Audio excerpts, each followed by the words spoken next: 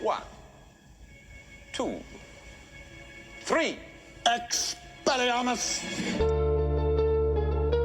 I'll be in my bedroom, making no noise and pretending that I don't exist. Oh dear, we are in trouble. Where have you been? You shall not harm Harry Potter. 50 points and it goes to her head. I strongly recommend caution.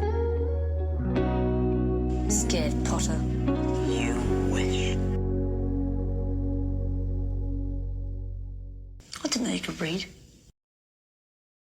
Hello, everybody, and thank you for listening to Retold, the podcast where I retell you my favorite story of all time, except not today. Today is different. We're on a little bit of a break as we are going in between book 2 and book 3. I guess today you would call it like a filler episode, the beach episode, as it were. So normally on this podcast, if this is your first time listening, 1, thank you for listening. But 2, I normally will go through the books, the Harry Potter books, 2 chapters at a time. I have a bunch of fun segments included with it where me and my co-host will do trivia and then some other segments. If you've heard it before, you've heard it before. But if not, whatever. Anyway, I normally have a big opening intro. I don't want to edit nothing this time around, Emily. So we're just hopping right in. What we're doing today, before we get on to book 3, we just finished book 2. Before we get on to book 3 is we are covering some fan fiction. Woohoo! And if you heard already, I got Emily next to me and she's been on, like half of my episodes already. And so Emily came to me a while ago and said, hey, you should review some fan fiction. Please. And I was like, you know what? I've never been much of a fan fiction person. Mm-hmm. And listen, I know that like the Harry Potter fandom is probably full of like fanfic fans. Yeah. And so like, love what you love. I don't want to yuck anybody's yum, but fanfic has always been somewhat stigmatized. Oh, for sure. In my mind. And we're going to get into some things I've discovered. But I wanted to give it a chance. I wanted to check it out. So, and I can hardly talk. I have a Harry Potter podcast. Mm-hmm. But before I get into some opening thoughts, some things I just want to clarify for anybody keeping up with the show and listening every week before we hop into our review of the fanfic we're covering today. First thing I want to say is the last few weeks I've been talking about the schedule on the openings of the episode. And I said that after this week, we'd take a 1-week break and then we'd hop into book 3. However, I lied. I didn't lie, but I was just wrong. We won't be taking a 1-week break yet. We still have one more filler episode next week. And it's going to be with, I'm going to leave it a little bit of a surprise. It's going to be a fun little thing. I haven't even told you. I just remembered to say that. So we'll talk about it off air. Okay. A little bit of a surprise with a podcast that I've been listening to for years. The very first podcast I ever listened to. Hit these hosts up, and I was like, "Hey, y'all, big fan for years. Let's link up." Nice. And they said yes. So Nice. that episode will be next week. I'm looking forward to it. But other than that, I mentioned the other thing before we get to fanfic talk. Mm-hmm. Mailbag. Mailbag. We just got a letter. So I also said, I've been asking the fans, as it were, for some letters. Now, here's the thing. I have the most amazing listeners in the world. Yes. My listeners, I think, so I've been asking the last 3 weeks, hey, if you got any mail, send it in and I'll read it on this episode. And what I think happened is that my listeners, they're so amazing and they're so intimidated by me. Yeah. So in awe of my beauty that I didn't get that many emails to fill up a whole segment, but we'll read just a few of them. So I'm excited about it. And for those who did send an email, thank you so much. Really appreciate it. If you want to send an email and take part in stuff like this, you can send an email at theretoldpodcast@gmail.com. I keep bumping the mic. theretoldpodcast@gmail.com, or message me on Instagram at theretoldpodcast.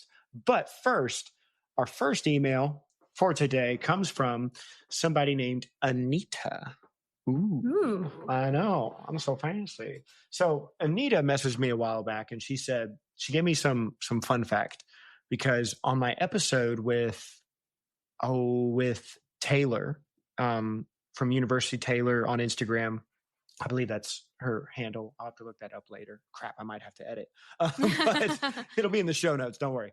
But on that episode, I was like, Harry's in a hospital wing in those chapters, and Colin Creevey goes to see him. And that's when Colin Creevey gets petrified when he's on his way to see him. But they were like, we found him with some grapes. Oh my gosh. He must have been on his way to see Harry. And I was like, what? How did you deduce that from the grapes?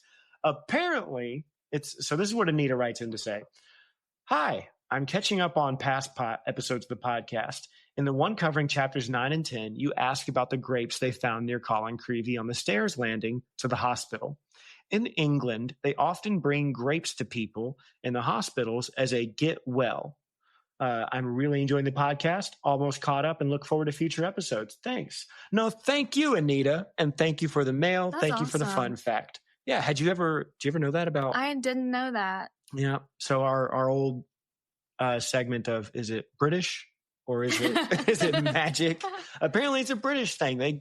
They send each other grapes. I wonder what they think of that song.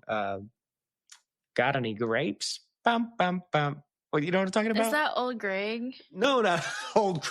I'm old. You got any grapes? No, that's a terrible old Greg accent. No, the duck. Oh, And he he's waddled like, away. Waddle, oh my waddle. gosh. till And he the walks very up to the next- lemon stand? Yeah. Okay. That And duck. he said to the man dude. running the stand, got any grapes? He's the OG troll. I actually saw a reel the other day of these kids were selling lemonade, and this guy was like, I'm going to get them. And he walks up and says, hey, do you guys have any grapes? And the kids go, and they're like middle school kids, or at least they seem like it. They go, we've been expecting you. And they pull out a cup of grapes. Our arch nemesis. That's right. And so then moving on to our next email coming from friend of the show, been on a few times, Jessie. So Jessie, you've competed against her. No, not competed. You've been on shows with her. You've co-hosted with her. Jessie, I almost hesitate to read this because it's so funny. But she sent me a dwarf fan mail. So if you remember in Chamber of Secrets, Lockhart during Valentine's Day sends in some, he calls in the dwarfs, the singing dwarf grams for Valentine's Day messages. And there's that whole thing of like Jenny's male love song to Harry is like, his eyes are as green as a fresh pickled toad, and then on and on.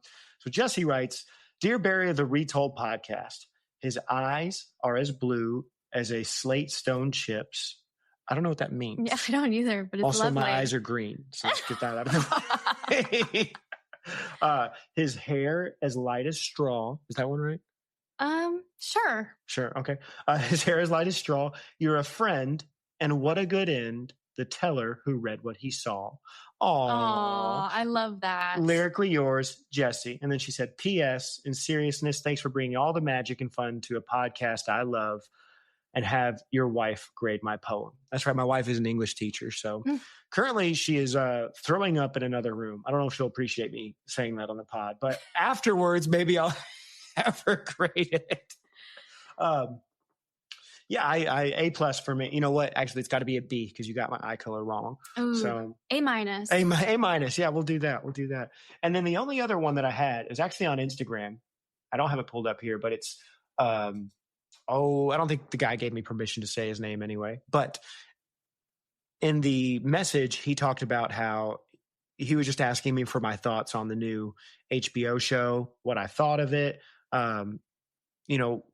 How faithful would I want it to be to the books? And I think we talked about this on the Best Of episode with Jonathan. I absolutely want it to be faithful to the books, but because we do have the movies, I am open to a little bit of play with what they might change. Like, I want them to certainly add a whole lot more. There's room for it. I think they intend to, but I'm open to a little bit of change. But we talked a lot about that on Best Of episode. Did you have any thoughts you wanted to add about TV show? I think it's just one of those things we're going to have to wait and see, which I'm kind of excited for. So yeah, it'll be fun. Ooh, I'll tell you what, I did want to talk about too before we get to our fanfic. all our listeners are like, very good to the fanfic. No, I got to talk about this. Did you hear about the Audible books? Yes. I am so excited for that. It Did you looks see who they awesome. have playing Dumbledore? Isn't it House? It's House. It's was Hugh like, Laurie. What is House doing here? I just remember growing up, my twin sister watching House all the time. And I was like, that guy's going to be Dumbledore. But apparently, and I've seen some clips, he also does a whole lot of like British comedy. Like he has done that in his career. He has a wide range. And so I am excited to see, to hear his thing. Thing I'm most stoked about is it's a month apart. Like every book is coming out 1 month after the other. So they're not like making us wait a whole year for the next installment. It's going to be like starting in October, then November, December, January, February, or something like. It's either going to start in October or one of the two. Nice. But every month you're getting one. Cast sounds amazing. Looking forward to it. They got the same girl that plays Hermione, that's going to be playing Hermione in the TV show, is voicing Hermione in the first 3 books. That's so fun. One thing I heard, I was listening to Mugglecast, and one thing I heard from there was that she actually got that role first, or at least it seems like it. Okay. And then from that, the TV show people were like, hey, you might be able to play her over here. You know, because she does kind of have the Hermione look as well. She does. Whereas the other two, the boys, they didn't have the look as much. So I remember on Mugglecast, they were joking like, sucks to be those boys. Like she got called up into the big leagues, as it were. But it is my dream, my bucket list item to be featured as a character in some Harry Potter thing. Yeah. So that'd be good so for fun. them. My secret ambition is I think my only in would be as a like Quidditch player in the World Cup in season 4. So listeners, what I need you to do is make this podcast so daggum famous that by the time season 4 of the series rolls around, they put out a casting call to me. And in America. I don't know. Maybe I could be like a Scottish player. Yeah. Do I look Scottish? Sure. I can walk up and say, I'm Scottish. Braveheart, right? Anyway. Like, you're an American for sure. Anyway, that's all the fan mail I got. So thank you for sending those in. Again, you can keep sending those in to theretoldpodcast@gmail.com or message me on Instagram. And so without further ado, let's hop into our fanfic review. We're going to be reading a fanfic or reviewing one called Battles with Basilisks. And so we'll talk about that in just a second. But before we get to it, Emily, I wanted to ask you, what is like your history with fanfic? My origin story? Yes. Because you're a fanfic girly. Yes, I am a longtime fanfic girly. I feel like I came across fanfiction when I was like 12. It had to have been like, I was not like super young, but I was like middle school age. And it was originally Glee fanfiction. Glee? Yes. It's so cringy and embarrassing. But you know what? I was a middle schooler. So yeah. I think it was just like, I was on my little iPod and I was like looking up like these 2 characters I liked. And I came across fanfiction. And this was actually before AO3 was like in existence. For those who don't know, what is AO3? Archive of Our Own. So that's like for me, that's the main fanfic website now, but like fanfic.net was what I came across. And then from there, like, I was like, oh, this opens up a world. Like this opens up so much possibility because you can get like anything you want pretty much if you find it. And then when I became like really into Harry Potter, I was like eating those books up, rereading them over and over again. And at some point it was like, I want to explore this world more, but I want to explore more than just the source material. And the only way to do that would be fan fiction. Before we continue with the Harry Potter one, when you said Glee, I thought of, what's his name? David Chris? Who? Isn't that the main actor's name in Glee? Black hair. I only bring it up. Daniel Chris or Darren Chris? Darren Chris. Okay, he wasn't in there until like season 3. Oh, okay. So all I know is that he's a big character in that show and that he was in the Puffs play or Harry Potter musical. Have you seen a Harry Potter musical? I haven't. Okay, so but I just know that he's in that, and then he was in Glee. Yes, this is like the lore. I felt like the world was operating around me because at the same time I was obsessed with Glee and Harry Potter. Mm-hmm. And then I watched a Harry Potter musical, obsessed with it. And then Darren Criss got casted. I was obsessed with him because of the musical. I was like, y'all, someone is pulling the strings. It is crazy. Because this is my simulation confirmed. Exactly like tailored to me. But yeah, so I just like continued to read it, and like I pretty much everyone like picks, I guess, their pairing, because that's a lot of it's really around like ships and pairings and stuff. I found a pairing I liked and continued to read stories of them falling in love for like 16 years or something. I don't even know. So it's a fun world. I think there's a lot going on. You can definitely find stuff that's like scary or weird, and there's a lot of like silly stuff. It's just really something you can find what you're looking for if you look hard enough. I think so. I don't want to sound like I judge fanfic too much, because like I think I kind of had my own version of it in that I didn't look it up, but I was the kind of kid that would I think we all did this. We'd lay awake at night with our little MP3 players and daydream, like to make our own music videos in our head. And I kind of did that with Harry and another character. I remember at the time the seventh book came out. This one Linkin Park album came out, and there was a song on it that was like, it was very beautiful. And I remember little Barry would lay awake at night with his little blue MP3 player and kind of like picture Harry having more time with his love interest. And I'd like make little music videos in my head of that. That's so fun. So I can understand it. And so yeah, anything else? I think it's funny you said that, because I would literally watch edits, like Harry Potter edits on YouTube. I'm not even kidding. Harry Potter AMV. Yes. For like hours. It was like insane. I still have the playlist on my YouTube. Like there's like 300 videos saved to it. It's so bad. I did that with Naruto, like Naruto AMVs. And I was like, I remember it was the thing me and my friends would do. We would look up the fight AMVs with the hardcore music. Yes. And then every once in a while, like it'd be at sleepovers. Me and my friends would just watch one AMV after the other. And then eventually, as you're clicking skip, you get to like a romantic one. And you and all the dudes are like, oh, crazy, skip. You're like, but sometimes you might have the friend that you're like, neither one of you say like, hey, let's skip that. You just kind of sit there quietly and watch you're it. both like observing. And I was like, what's going on? Or you look it up later by yourself. Like, what? Naruto Hinata? If you know, you know, people. But yeah, that's mine. But what else were you going to say? That's it. It's a fun world. I think that it definitely has like stigmatism. You're right. But I think we've seen kind of this pull into mainstream media lately, which I don't necessarily always like, because I'm like, I want this niche thing to be my niche thing. But it's also cool. Like, I think it allows a lot of creativity for people, and people can like practice writing with this world that's already built for them. That's something that my wife tells me a lot, as an English teacher and a novelist herself. She says that something that a lot of writers recommend is starting with fan fiction, because you already have a preset world, like you just said, that you can build off of and add to.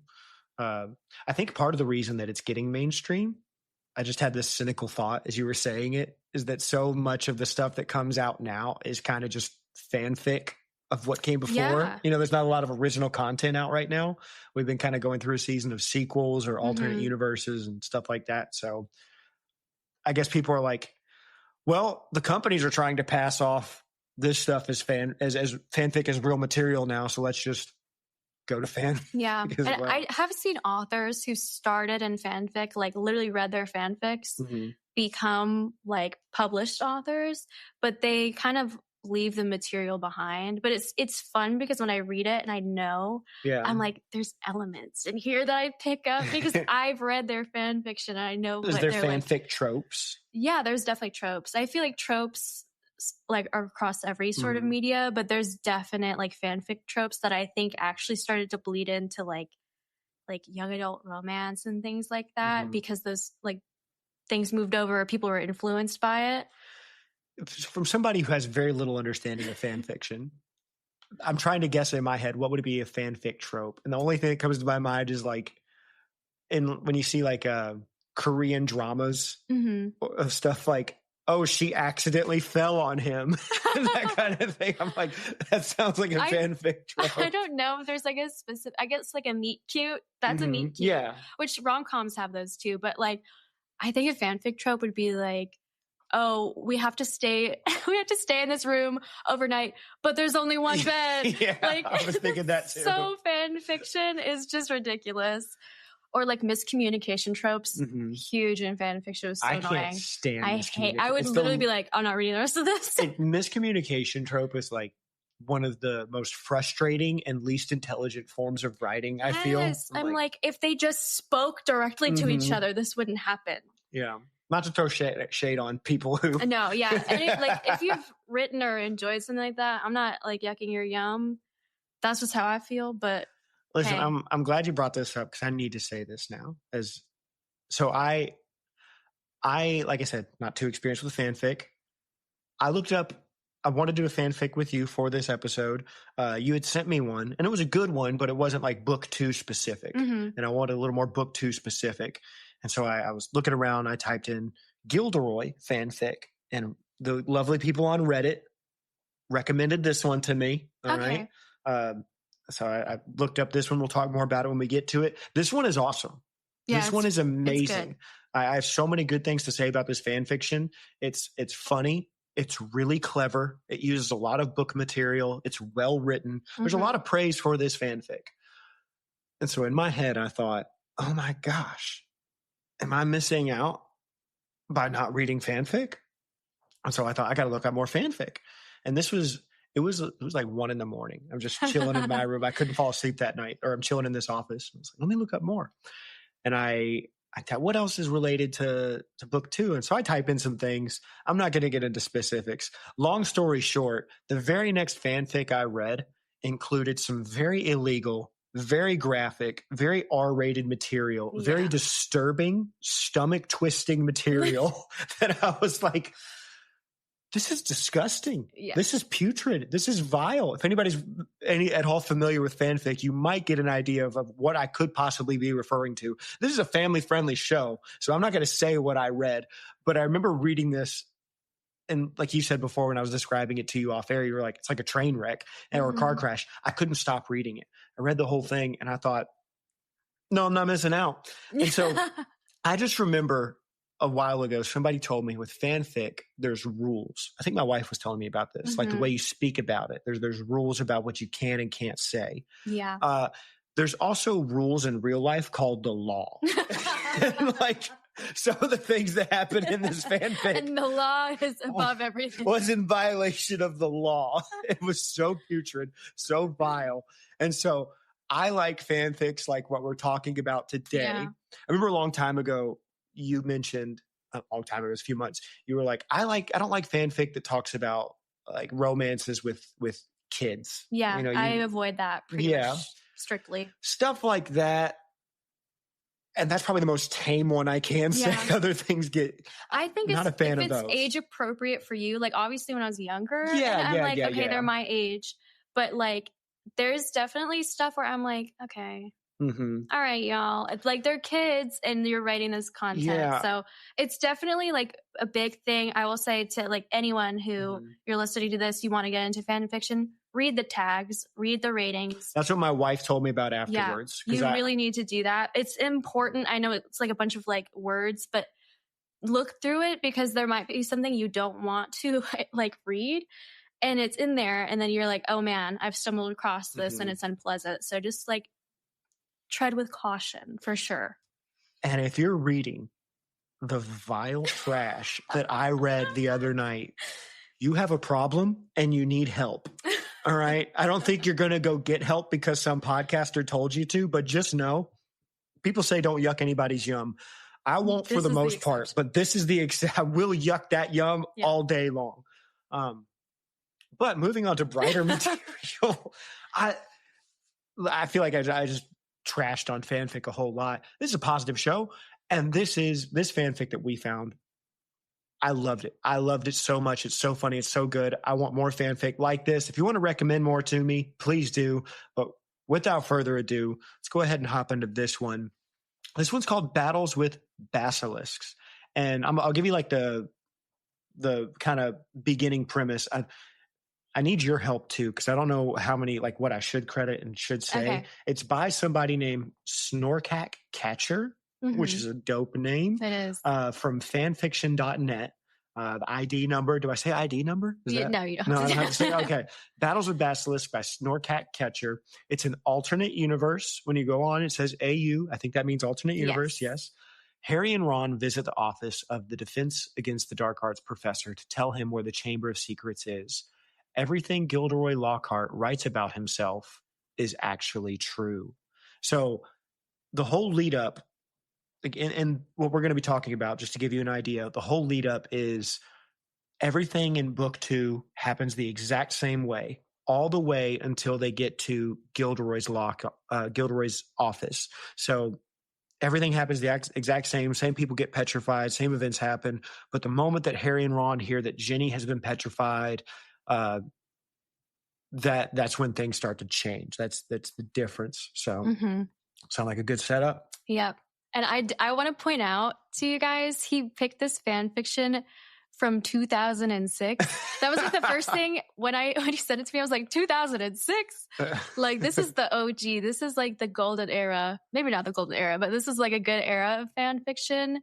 But yeah, this is a 19-year-old fan fiction. Wow. I'm thoroughly impressed with how much of the series Snorkack Catcher draws upon. So we're going to hop into our reading. If you want, you can like grab like a book and like the Bible, like have the Bible right there.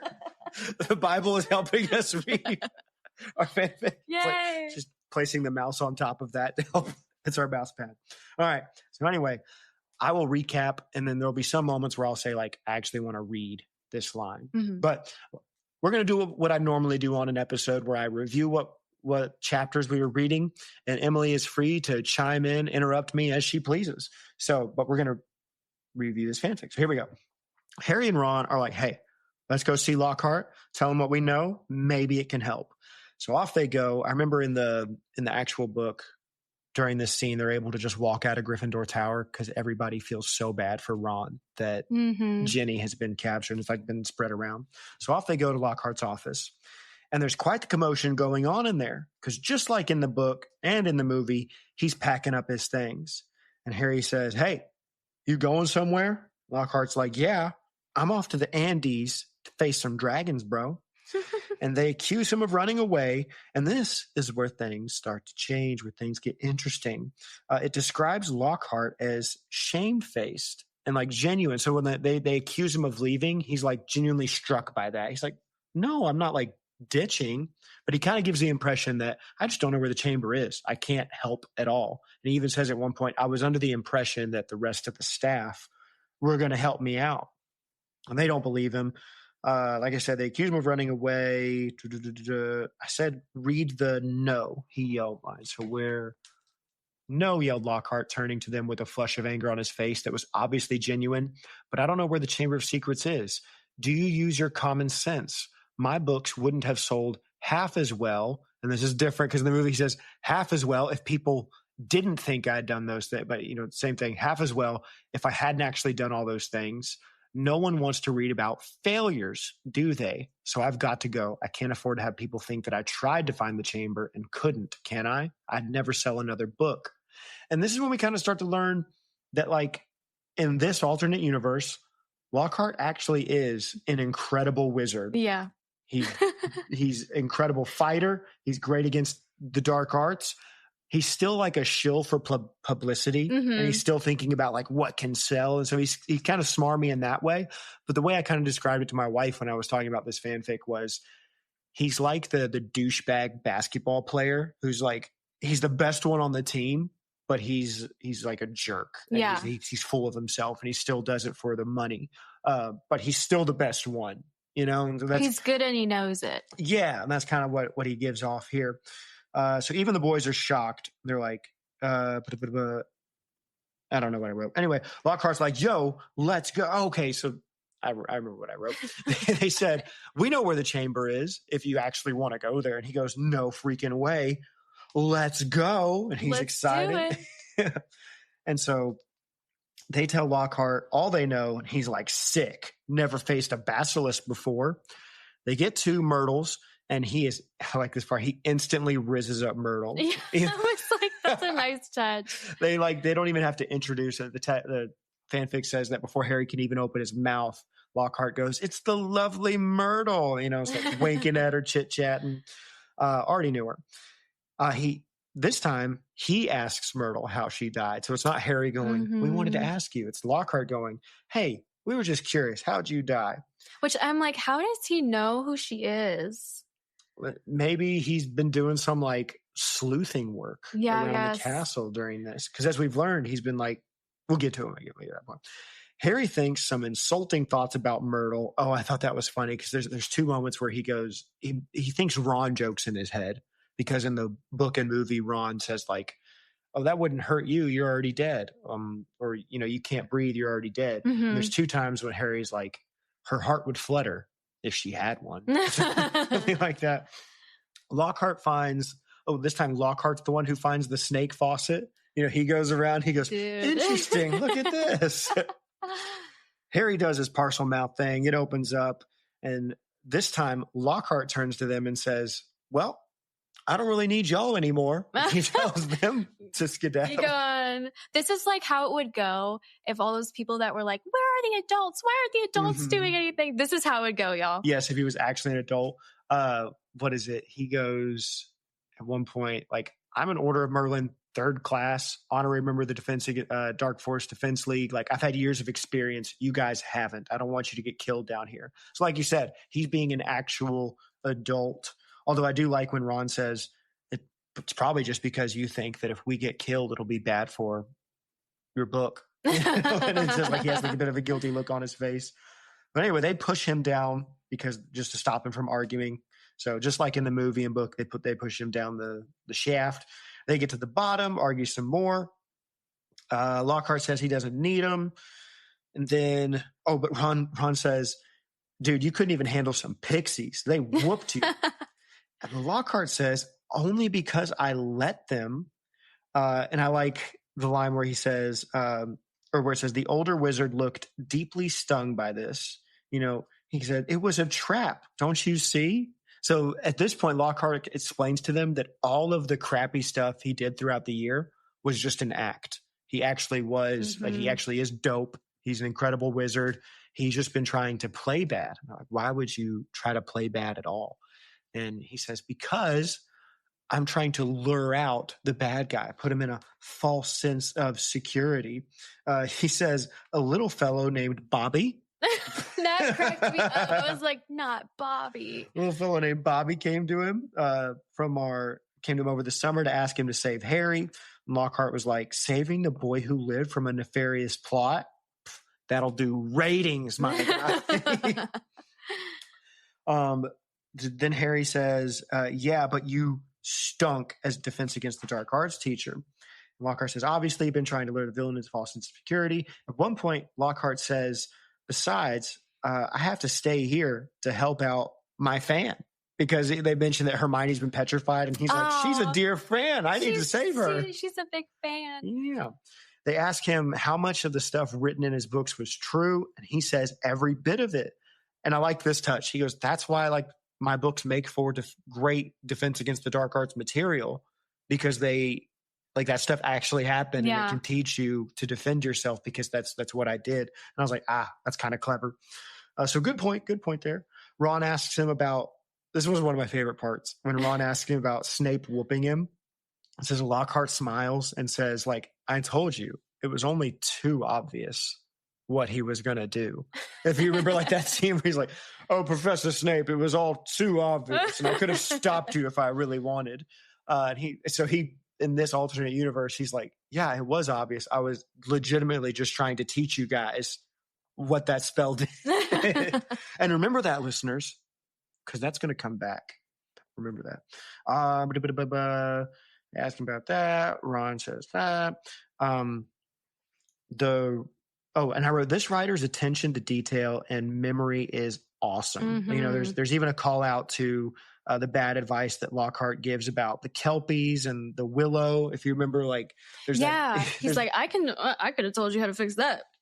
Yeah, talking about when the Whomping Willow's injured earlier in the book, and he goes to Professor Sprout and is like, this is how you fix a willow, this is how you do that, or this is how you find a Kelpie or catch a Kelpie.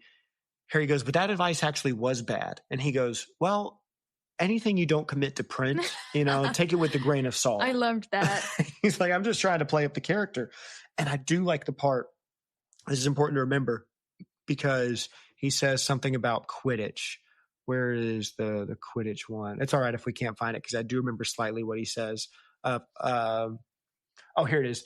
Harry didn't know whether to believe him or not. And all that other stuff you said, other stuff you kept coming out with that no one wanted to listen to. Skipping ahead, being invited to play Seeker for England. Was that true? And then Lockhart at one point says, actually, I was a star chaser, not a seeker. The youngest in my house in a century, I believe.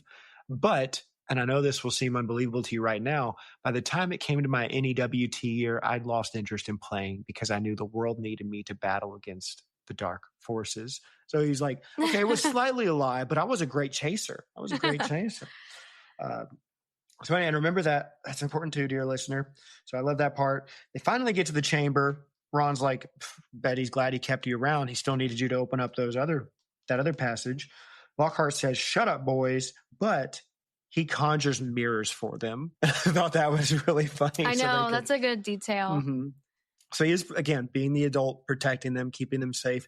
I like how in this fanfic, he's still smarmy. He's still like out for the glory, but he's also, every time a child need is brought up, he is also like, well, yeah, obviously you got to take care of the kids. They get to the end of the chamber. Oh, I had a question. So I was like, I wrote the end of the chamber because that one made word sense. But I thought, would it be considered the back or the front of the chamber where they found Ginny? I guess it would be because one's an entrance, but one's where the big statue is. Like, it has the main piece. So is the front of the chamber where the entrance is, or where the main piece, like where the eye is meant to be drawn? I think the front is where they came in from, and then because the statue is like a hidden entrance, technically, right? For the snake. Yeah. Like a normal person wouldn't walk through there. Maybe. Listeners, write in to Podcast. Let us know what you think. Front or back? So they find Ginny, and Ron starts to freak out. And that's when, just like in the book, they hear a voice say, she won't wake. And who is it? It's Tom Riddle. Dun, dun, dun. Harry says, I know you. You're from 50 years ago. And he asks if Riddle is a ghost, but Riddle says, nah, I'm a memory. And again, Lockhart, I love all these Lockhart moments. Listeners, please read this fanfic. Lockhart says, just like a pensieve. That's ingenious. And Lockhart takes the conversation over. You know, he just completely controls it. I love this. He introduces Harry and Ron to Riddle. And that's when Riddle gets excited about meeting Harry. And Lockhart thinks it's about him. And that's one of my absolute favorite. It's like it keeps with him being kind of a little bit airheaded with some things. Like, of course he wouldn't know who you are. He's from 50 years ago. Yeah, and he says, because I'll read it later in my favorite lines, but it's something like, listen, because Riddle goes, I've been wanting to meet you, and Lockhart goes, I'm sure you have been, but listen, we got to take care of Ginny first, and then. I don't want to spoil it. I'll save it for my favorite line.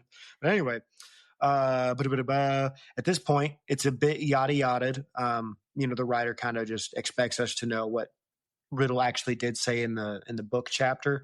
But this is where Riddle explains that he's been using Ginny all year to do his nefarious bidding. You know, he's been controlling her. Same stuff as in the book. And it ends with Riddle asking Harry how he beat Voldemort as just a baby. And he's like, how did you escape with just a scar? And again, a little bit of a difference. That's when Ron asks, why do you care? Voldemort was after your time. And what does Lockhart say, Emily? What did you say your name was? I love it. He goes, I'm not so sure he was Mr. Weasley. What did you say your name was again? So it's Lockhart putting all these pieces he together. clocked it. Best scene here. Lockhart does the anagram. Yep. We love the anagram. So Riddle writes out his name, Tom Marvolo Riddle. And Ron goes like, I don't care. You just told me your name. And Lockhart goes, no. Check this out. And Lockhart moves his wand and Lockhart rearranges the words to say, I am Lord Voldemort. He couldn't have been this smart in the books because he would like superpower the whole thing and like he would have fixed everything in like 2 books. Yeah, there's a moment where Lockhart gets offended that they call, it's that scene where Riddle says, I'm the greatest wizard of all time. And Harry goes, no, Dumbledore's the greatest wizard of all time. And Lockhart, I'm in the room, y'all. Yeah, Lockhart doesn't say it, but the author makes note that he was somewhat perturbed about that. So anyway, then it's Lockhart's turn to say that he's always wanted to meet Riddle. And this is where he pulls do you get this when I say this? He pulls a Goku. You know what I mean when I say that? Mm-mm. You know who Goku is? Yeah, from Dragon Ball Z. Yeah, so in Dragon Ball Z, Goku's always like, you're strong. I want to fight you to prove my strength. And so Lockhart basically says to Riddle, yo, I'm glad I get to meet you now because it's always been my biggest regret that you died before I could have taken you out myself. And then they start to have the most epic duel. And it begins, I told you to remember the Expelliarmus thing. The way the duel begins, it's, I don't know, it meant to be a chef's kiss noise. Thank you. Because Riddle does Expelliarmus with Jenny's wand on all the boys, and all their wands go flying, except for Lockhart's wand. Of course. He's like, I told you, boys. I like it. He says, that's how you do it, boys. Sorry I couldn't teach you before. And then he starts dueling Riddle. And it's a really sick duel. At one point, like, what is it? Lockhart casts a spell called Applebee. Oh yeah, Applebee forever. I tried looking that up. Like, what could that be a reference to? I could only find Applebee's. Wait, do you think it's Avada Kedavra? No, because it says a volley of long, lethal-looking silver arrows appear from thin air. So I thought maybe it's like, I don't know, is it like a what's the guy's name that steals from the rich and gives to the Robin Hood reference? Hood. Maybe there's something in that called. I couldn't think of what it could be a reference to. Yeah, if someone figures that out, please let us know because that is weird. Yeah, Applebee forever. It's definitely like a nod. Out arrows. I remember those arrows though. Mm-hmm. Anyway, so Lockhart shoots. They duel each other a lot. It's pretty sick. Harry tells Lockhart to chill, and Lockhart's like, I got this under control. Riddle and Lockhart both joke at one point that they're at a stalemate. But I heard when Lockhart summons the Basilisk. That's wrong, Barry. Riddle summons the Basilisk. And Lockhart does say, I think we deal with you. Oh, I think we can deal with you and your little snake. So I don't know all that kind of joke that's meant to be. Wink, wink. But anyway, it's just a little snake. And it's just a little one. Little guy. And that's also when they're saying Dumbledore's the greatest. And Lockhart's like, we don't even need him. All right, I'm going to take you out without Dumbledore.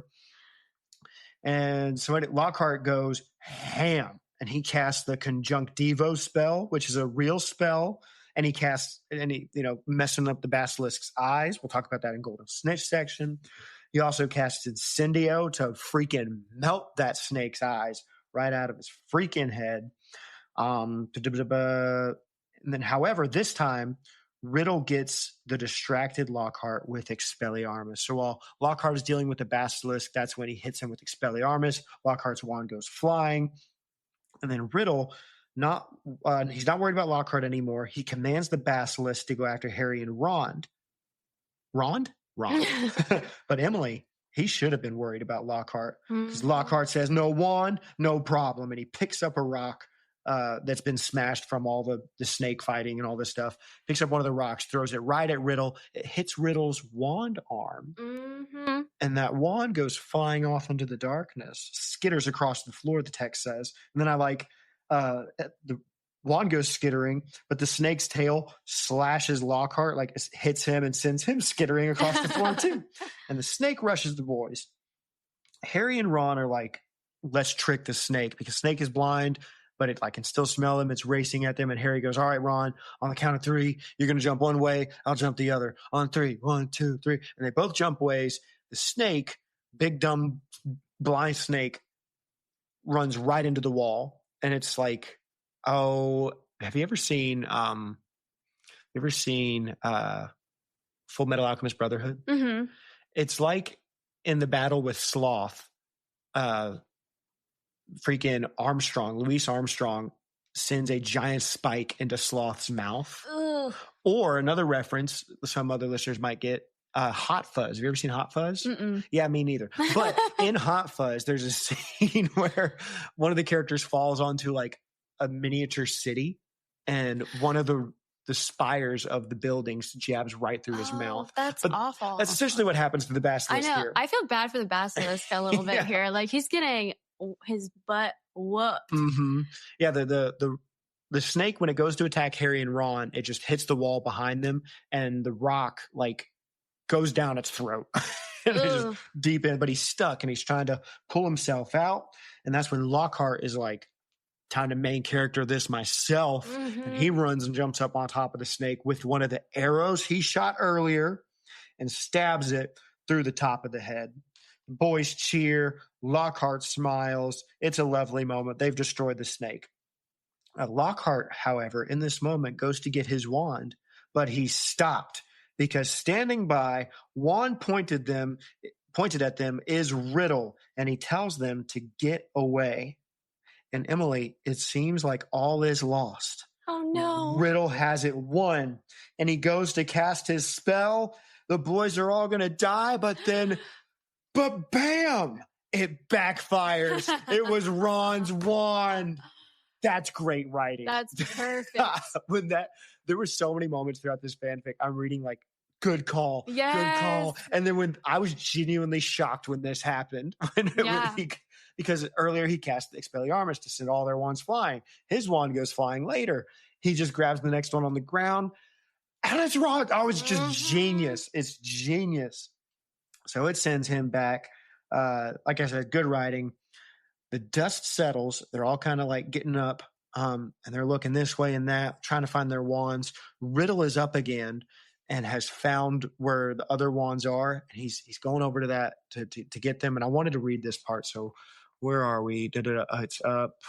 Oh, blimey, that was my wand.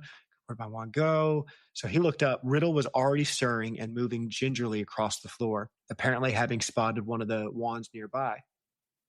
Can't we do anything with that? Or can't we do anything like about that, Professor? Said Ron suddenly. He pointed at something on the floor by the opposite wall of the chamber.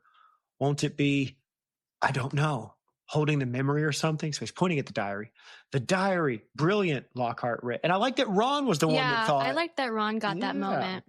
So Ron thought to do something about the diary, and Lockhart's like, destroy the memory focus. That should do it. And this is one of my favorite lines. Maybe just obliviate would work. So saying we should obliviate the diary. And he goes, never was much good at that one. Harry had a sudden, blinding flash of inspiration.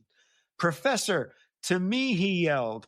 Lockhart glanced at him as Riddle stood up, wand in hand, and an extremely vicious look on his face. He raised the wand and pointed it at Lockhart. And again, this is great writing right here. Not for nothing, though, had Gilderoy been the youngest chaser for his house in a century. As a streak of green light hurtled towards him from Riddle's wand, in one sudden movement, he twisted away from it as if dodging a bludger, and simultaneously threw the diary clear across the chamber towards Harry. Harry, in his turn, caught Lockhart's inch-perfect pass in one hand as if it had been the snitch. Then with the other, immediately seized one of the detached basilisk fangs lying on the floor next to him, plunged it straight into the heart of the book. That's amazing. Yeah. I love that. So good. They defeat They defeat Riddle that way. And then where else are we? Okay. So the boys, I will find my notes. Like I said, I don't want to edit any of this. So Riddle's been defeated now. Ginny starts to wake up, and she is inconsolable. Lockhart's going on about how great of a story this is going to be, and they're like, hey, can you help us out with Ginny? And he goes, oh, my bad. He goes to help her. Although I like this. He tries to, comfort Ginny, and she just sobs even more. It doesn't even work. Harry says, how the heck are they going to get out of here? And that is when Fox finally shows up. And I like Gilderoy's line of saying something like, would have liked to have, or he says, pity he didn't turn up before. Well, I don't suppose he would have been much use in a battle. Yes, I thought that was so cute. So Phoenix shows up. They takes them out of there, like just like in the book. They all grab onto the Phoenix's tail, flies him out up into Myrtle's bathroom. Ron asks Gilderoy for his autograph. At that point, he's like, I can't take it anymore. You actually are cool. They go to see Mr. Dumby, and Lockhart explains everything himself. And there's that line where Harry says, I feel like he's going to leave out some of our parts. And it says, he wasn't wrong. Then we get a time jump. We are at Florian Fortescue's, the ice cream place in Diagon Alley. It's almost the end of summer. The kids are working on their last bit of schoolwork. The book Battles with Basilisks, that's the name of the fanfic, has come out, and Hermione is ticked about it. She's pissed. Says, how dare he? You know, she slams the book down. She's been reading it. I like the way it describes the book, though, because it's essentially the cover of some versions of Chamber of Secrets, where it's a green book with a snake on it. So it's kind of meta by this fanfic writer. Yep. But anyway, she's ticked off because she basically says he included everything about Ginny, even stuff he probably shouldn't have, of like what she did. She'll get made fun of. He also barely mentioned you guys. He just said that you guys helped a little bit. And Ron, and she goes away just completely ticked off. I like Ron says, do you think she's over him? And Harry goes, completely cured. But even Ron admits he did do most of the fighting. And Harry's like, true. Like Harry goes, Harry's the one who says celebrity is as celebrity does. Whenever Ron says, I wish she had included us a little more. We get the famous Potter and Malfoy exchange. So at the end of the movie, the movie only line, it's not in the book, but when Lucius says to Harry, like, let's hope that Mr. Potter will always be around to save the day. In this fanfic, Ron says that to Harry, and Harry goes, don't worry, I will be. And then he says, Ron, and it ends on like a cheesy little joke where he says, Ron, yeah, there's a spider on your collar. And that's how it ends. Now, that was extremely cheesy of an ending, but It's cute, though. It was cute, and I did find it even funnier because earlier in the fanfic, when when Ron sees, I think, the basilisk, there's a moment that's a callback to Ron's fear of spiders, where he says, like, Ron looked afraid, but not as afraid as he was in the forest looking at the spider. So it's kind of clever that he brought that back up. Yeah, there's Again. a lot of like linking things through, and it's like a one shot. So it's so concise, but they did such a good job of like, this is going to come up later in like 5 lines. Yeah, so that's the end of that fan fiction. This was wonderful. It was funny. Yes. It was clever. It was well written. I think I found maybe like one typo, and that was it.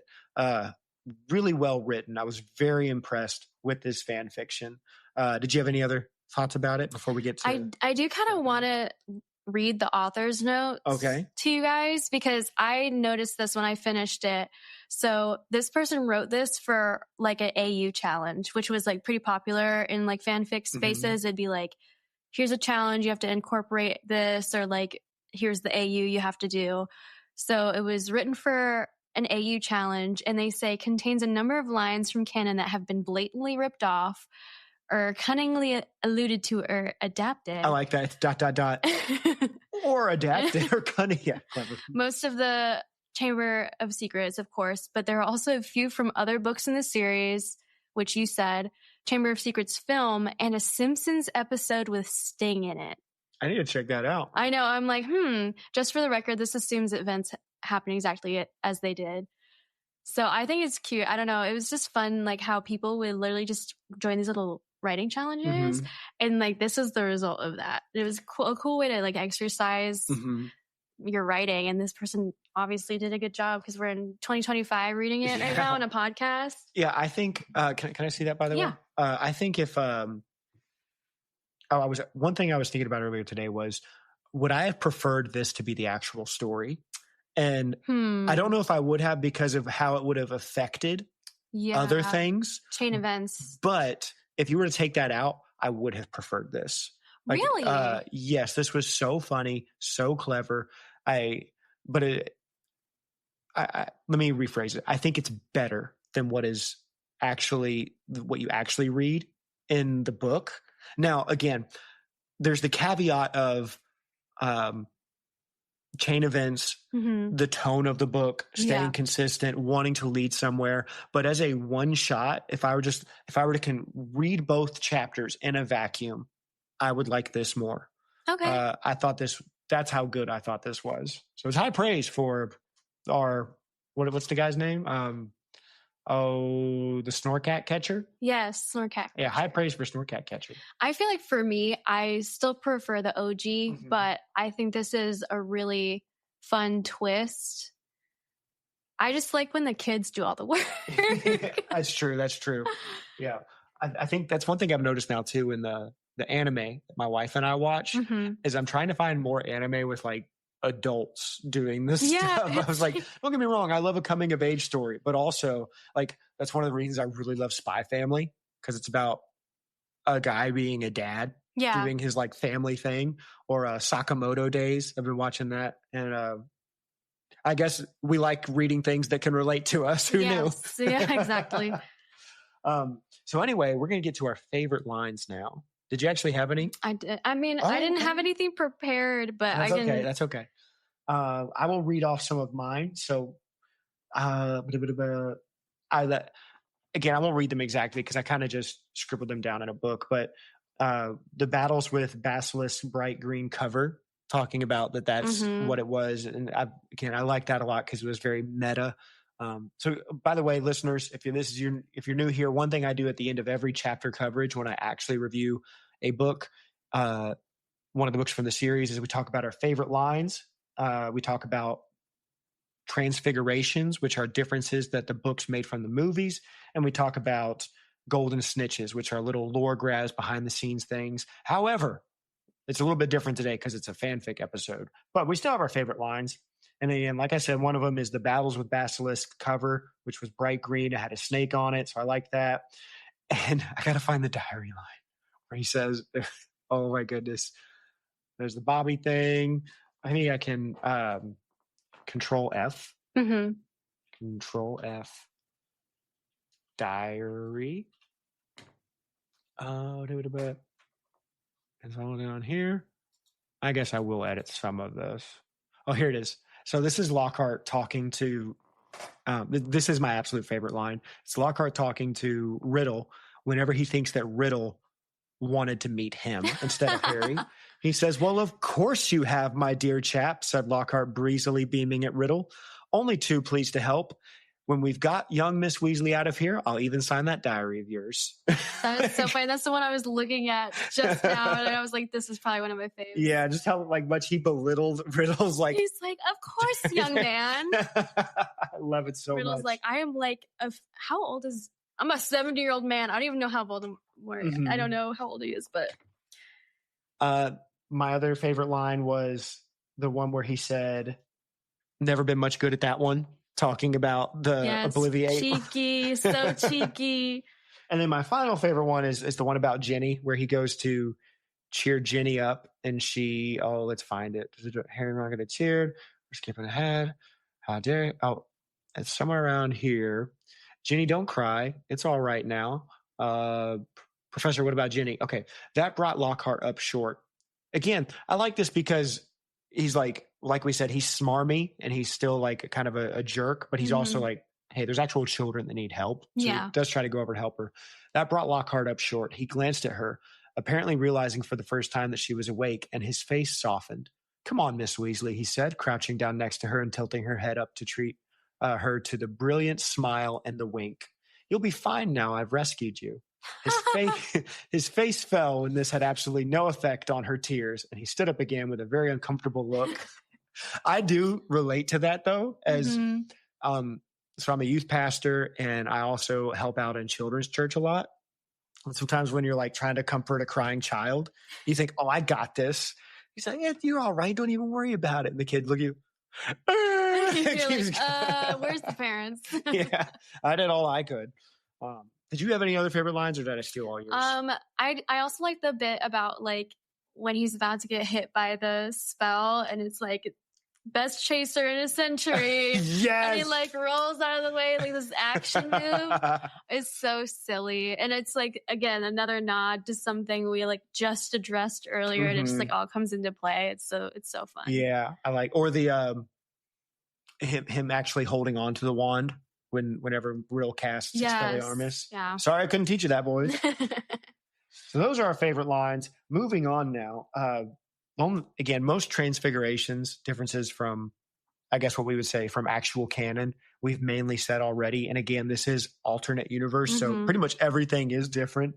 But some of the other things I guess the only two things I still wanted to point out, there is a line. So in the movie and in the book, Harry and Ron say when they're confronting Lockhart, like, you didn't actually, like, what about all that stuff written in your books? And he goes, books can be misleading. In this version, they say, but what about during class? Like, you were an idiot. And he goes, classes can be misleading. That's funny. And the other one is that when they get to the office, when they go to see Dumbledore, Lockhart does all of the talking. Whereas in the book, he's quiet, and Dumbledore even has to say, somebody's kept awfully quiet about their part in this story, Lockhart. He's like, me? You talking to me? But anyway, those are the main transfigurations. Again, not too much, but moving on now, and this is going to be kind of fun, to our Golden Snitch section. So little behind the scenes lore grabs, tids and bits. And again, that's one reason why I love this fanfic so much, is that they actually do have some things that they pulled out as far as cool little lore grabs. So the first one, at the beginning, when they go to confront him and they say, hey, where have you been? Like, or no, where are you going? And he says he's off to Peru, the Andes, because a bunch of Peruvian wizards have asked him to handle some Peruvian viper tooths, which is a real dragon. You go onto the Harry Potter wiki, you can see it there. So nice. Reading from it, it says, in the late 19th century, viper tooth numbers once went on an alarming increase and became a serious threat to wizards and muggles alike. So that's actually kind of in keeping with this, because it's talking about how the population was getting out of control. And Lockhart was like, they actually need me to help wrangle a few of them. So this guy must have, I don't know if the Harry Potter wiki existed back in 2006, but this guy did his research. Very cool. There are at least fan pages, or maybe Marvel.net. The dragonologist Harvey Ridgebit was the first person to catch a Peruvian viper tooth. Ooh, fancy. And this is also interesting because we hear this a lot throughout the series. The disease dragonpox was originally contracted by wizards working closely with Peruvian viper tooths before becoming a widespread wizarding disease. I'm trying to remember. There's some main character whose parents died from dragonpox. I can't seem to remember who it was. I'll have to look that up later. What did they have the ghoul have? Was it dragonpox? The ghoul? That was posing as Ron. Oh, yeah. Maybe he did. The ghoul in the attic. Yeah, maybe that's what they said he had when in the 7th book. Dragonpox? Yeah, maybe. Because it's like super contagious, so they didn't want to go close. Yeah, good memory there. Okay. It comes up sometimes. The other Golden Snitch, there you go. There's one about the Peruvian viper tooths. And then the other one, the conjunctivitis curse. So Lockhart cast this on the dragon. And so let me see what I can read here, because I do want to mention this in restricted section stuff. But it was a curse that irritated the target's eyes, forcing them to swell shut. Dragons were notably susceptible to this curse because while their hide made them resistant to most spells, their eyes remained vulnerable. And the Oculus potion was able to counteract this curse. A variation of this curse existed, which was purple in color that completely blinded the target, which could also not be counteracted with, that doesn't make any sense, which could also not be counteracted with the Oculus potion. So I guess it's saying the variation, the potion couldn't even help that. But anyway, and then it's funny when you go on to the wiki, it even shows you the wand movement for how to cast that curse. I love that. Kind of looks like an eye in the tear duct, maybe, or almost like half a Jesus fish. So anyway, there's that one. And then at one point, the spell that Riddle casts that backfires on him is called Abigo. And so I was like, what is that? I kept looking and I looked it up. all it means is get away. And if you notice in the fanfic, he's telling Lockhart, get away. And then he says, abigo. So he's basically just, the words he just said, he says in Latin now. Is it canon spell or is it when they made up? I tried looking it up. It's never used in Harry Potter. So very much like when I proposed to my wife in Diagon Alley, like I had her do a spell with a wand, and she didn't know that that's what I was about to propose. It was surprise, but I told her a Latin phrase that essentially meant "ask me your question," but in Latin. Oh, so clever! Right? I know. So I guess this guy kind of did the same thing of what does get away in Latin, because every Harry Potter spell is just based in Latin. Yeah, except for spells like eat slugs. Eat slugs, Malfoy. And then the other Golden Snitch one, the line that you liked so much, not for nothing was Lockhart the youngest chaser in a century. That's a callback to book 1 when Harry is trying to catch the key, the flying key to get into the door in the chamber challenge in book 1. That line is said, not for nothing was Harry the youngest Quidditch player in a century, and he caught one of the keys up there, and then they're able to go into the next chamber. Wow. And so that's a allusion to that. So anyway, that's all my golden snitches for that. And really, I actually, believe it or not, I do have some restricted section talk. Really? I do. Okay. Did you have anything you wanted to add before we hop into that? I was literally just looking up when all the books came out, because I wanted to know at this point if all of the books were out. I remember 2005. I think the 7th book came out in 2005, didn't it? It says Deathly Hallows came out July 21st, 2007. 2007, okay. So we were like one book away from being done. Yeah, the 6th book was out at this point. Very cool. So before we get to our restricted section talk, if you're new here, the way I end almost every episode is we have a segment where I talk about like spoiler related things. So if you've never read the series, if you don't want to be spoiled, I'll tell you to leave in just a second. Don't worry. I'm very considerate like that, listeners. Click follow. Give me a 5-star rating. Only rate me what you think I deserve.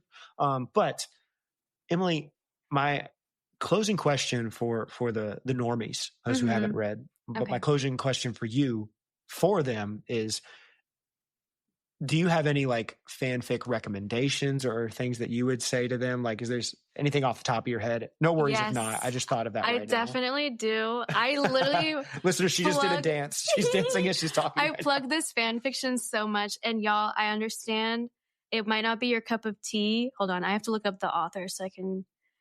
And this is the one I've been like, Barry, please read this, and he won't do it. But it is called The Disappearances of Draco Malfoy by Speechwriter. You can find it on archiveofourown.org. It is so good. It's basically like a rewrite of book 7, but it kind of starts at the top of the tower, Draco v. Dumbledore.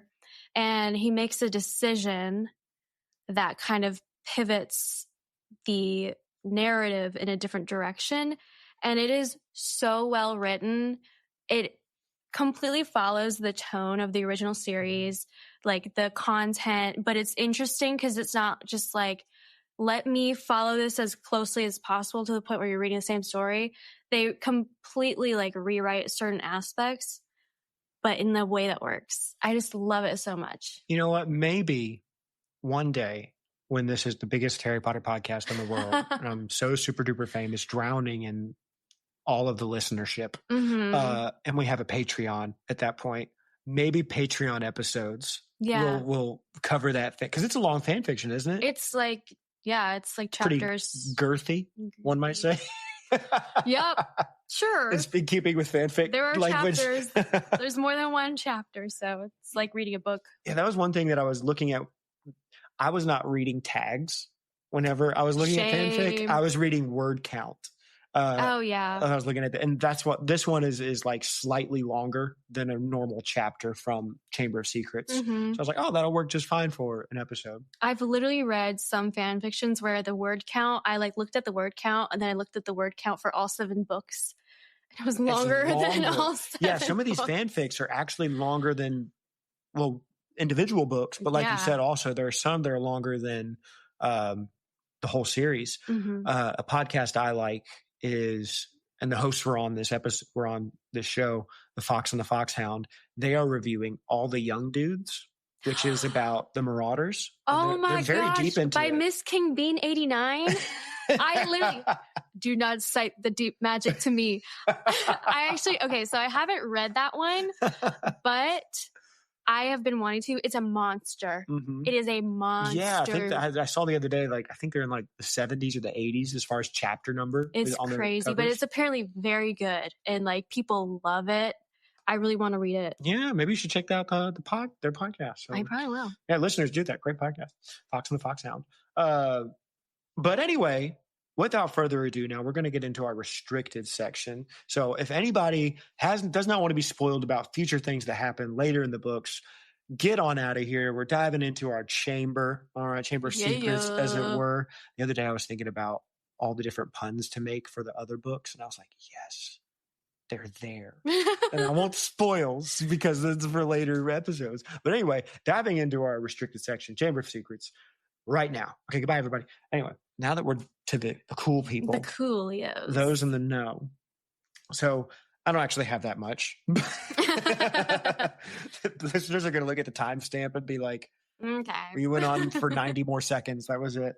But one of them, the conjunctivitis curse, it's used later, or it's mentioned later in book 4 when Harry is talking to Sirius Black before the first Triwizard Tournament challenge. He's asking him, hey, I'm about to face this dragon. What should I do? And Sirius is about to tell him, like through the fire grate. He's talking to him through the fire. Mm-hmm. But then somebody walks in and, excuse me, I'm like feeling something in my throat. But he's about to tell him, somebody walks in and Sirius is like, gotta go. Sorry. And he gets on out of there. And he's not able to talk to Harry again until after the challenge. But after the challenge is over, he says, oh, I would have used the conjunctivitis curse. Conjunctivitis? Conjunctivitis. I've been saying it right before. I don't know why I stopped. I like how he's like, it's like, don't comment on the game if you're not a player, bro. Like, oh, I would have done this. Oh, he was going to help him before. I think that's actually the spell the curse that Victor Crumb uses. And Crumb is actually awarded negative point, or he gets points knocked off because hurting the dragon. Yeah, well, the dragon stomps on the eggs and destroys some of the eggs. They don't care about the dragon. I forgot. Yeah, hurt that dragon all you want. Not the friendliest of places, Hogwarts. Yeah, I don't know if you've learned this yet. Then the other one. So the only other restricted section thing I have, Ron asking for Gilderoy's autograph. Do you get what that's an allusion to? No. It's also book 4. The whole time. Oh, yeah. And Harry's like, actually, can I get your autograph? No, it's the whole time in book 4, Ron hates Victor Crumb. Once Victor gets to school and Hermione and him are like crushing on each other. Before he was a huge fan. And then Victor shows up. Because he stole his lady. Yeah, steals Hermione and Ron gets all ticked off. But right before Victor leaves, because before this school year, Victor has always been Ron's idol. Mm-hmm. And before Victor leaves, Ron finally goes, like breaks down and says, hey, can I get your autograph? And I like the writing there because it says that like Crumb was like pleasantly surprised. Hermione's like smirking to herself. And so I think this is meant to be a call to that. That's hilarious. In that Ron hates Gilderoy all year. And then once he sees that Gilderoy's awesome, he's like, hey, can I get your autograph? Mm-hmm. But those are my only restricted things I have.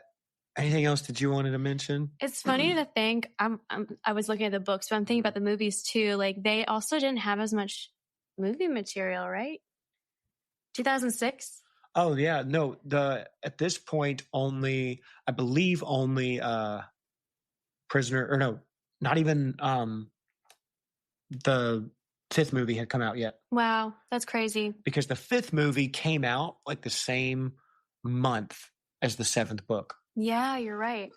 It's just interesting to see the content. Like I think that reading fan fiction nowadays, like newer fan fiction, not to knock it. There's a lot of like really good stuff, but sometimes you can literally tell when it's someone, which is fine.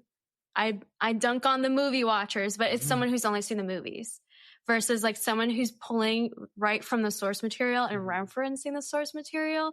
It's just very interesting to me, the like time frames and like how that's changed just with how much content people have to reference versus before you had to like actually read the books. Yeah, now they can reference tons of things. Like you can reference the Fantastic Beast movies. You can reference Cursed Child. You can reference the video games, like the Hogwarts Legacy. Even the you could make a fan fiction of a Harry Potter musical. Yeah. Which is referencing fanfic. Yeah, it literally is like, it keeps going. It's so cool. Well, my final question before we wrap it up today is, having read this, reviewed it, and with your fanfic expertise, how would you rate this on a 1 to 10? This Battles with Basilisks. I would. Is that allowed, by the way? Are you allowed to say what? Like what I think? Yeah, well, no, not what you think, but like I've always heard like you should never critique fanfic too much or something. Yeah, I kind of operate that way too because it's like this is free entertainment. Yeah. But if you like, you can criticize something and we just like, give this be guy okay. a publicity. But like, I do think that this is great. I would give it like a 9. Actually, no, I would give it a 10 because it's so clever. Like, yeah, it really references not only itself, but like the original source material a lot. It's true to the like books and how things kind of went down. And I was ready to poke so many holes and be like, well, what about this? What about this? But they like sewed everything so tightly that I couldn't even do that, which I would poke holes with, like, not like criticize, but in just a fun way. That's what we got to do next is find a terrible fanfiction. We should read My Immortal. See, you already knew what I was talking about. It's famously bad. It's famously bad and also famously inappropriate. Oh yeah, I forgot about that part. I think I read it like, this is not serious. For the Patreon. For the Patreon. But yeah, I would definitely give this a 10. I think I love stuff that holds the tone, holds the essence of the series in a just like, what if this happened instead kind of way. So this is definitely like down my alley. Yeah.